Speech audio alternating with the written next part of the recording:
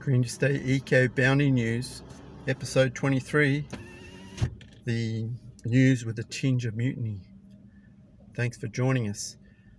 Just a brief update. I'm just thinking about the country of Cuba. Cuba is now celebrating 60 years as a free nation. 60 years. And I'm thinking, I have great respect for the people of Cuba, for what they were willing to do in order to maintain their sovereignty, their freedom, and the way that they want to live and choose to live. Despite all the pressures from that big bully, the USA, right next door. They've had failed invasion attempts, all sorts of coup attempts from that neighbor next door, decades of sanctions and boycotts on them, which held their economy in a paused situation. But they stood up to it because they wanted to be a free nation. They wanted to be a free country and choose the way that they want to govern, choose the way they want to live. So they would rather live free as a free people than bow down to some wannabe empire that was pressuring them for decades, boycotting them, doing all sorts of covert, underhanded economic warfare. Yet they stood up to that for 60 years. It's a tantamount to the resilience of those people, but more importantly, to the faith they had in Providence, that they would rather choose sovereignty and freedom than cowtailing for the temporary economic gains and of the Western economies. So that's a great respect for the people of Cuba. And I was thinking, in correlation to that with the people here in Australia, how we've cowtailed it not to just one empire, not to just one fake empire, but to two now. And it's cost us thousands of lives in sacrifice. It's cost us,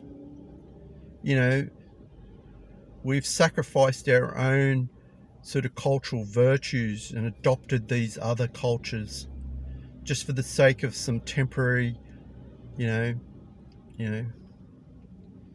economic vanity, basically. And now, ironically,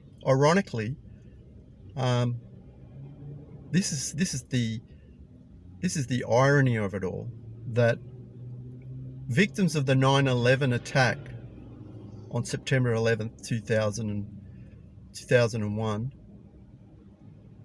actually went to Cuba to access medical treatment, and the people of Cuba treated them, with hospitality.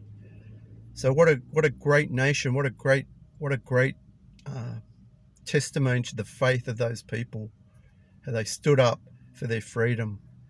In contrast, here in Australia, we've bowed down to two empires now. It's cost us tens of thousands of lives in wars, which are thousands of miles away. We've lost access to the first ripe choices of our resources by way of share opportunities. Now we have foreign Western companies here that pay no company tax. We've sacrificed our culture. We've sacrificed thousands of lives. But in the year 2023, is it enough? No, it's not enough. You have to give more and more and more.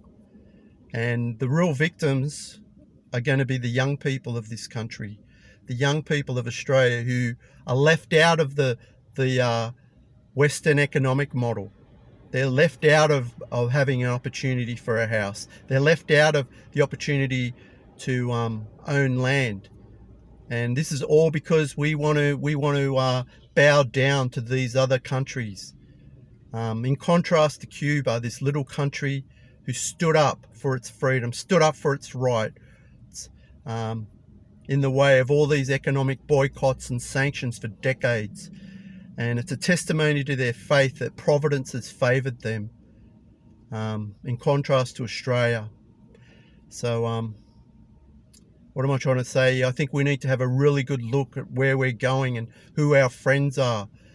Do we want to be involved in these wars that we have very little knowledge about? Do we want to be involved in this for what?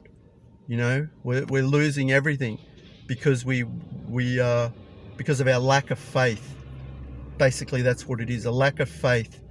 Because at the end of the day, if you're a country and you don't have your own freedom, or you can't determine your own vision or direction, you know what? You're not even a country. You know what you are? You're nothing.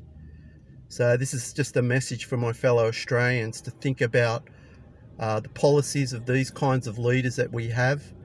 Are they in our interest? Are they in the interest of countries that we want to help get out of poverty? Are they in the interest of transitioning our economy to a sustainable model?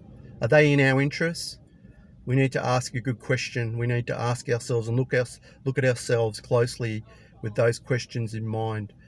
But in conclusion, just great respect and admiration for the people of Cuba who stood up. You know, whether you agree with their type of political situation, that's irrelevant. The fact that they stood up for their own free will and they chose their own destiny. So congratulations to Cuba, and you know, I hope all the divine providence and goodwill goes with them, and for their prospects of the future. This is Green to Stay Eco Bounty News, episode 23, signing out.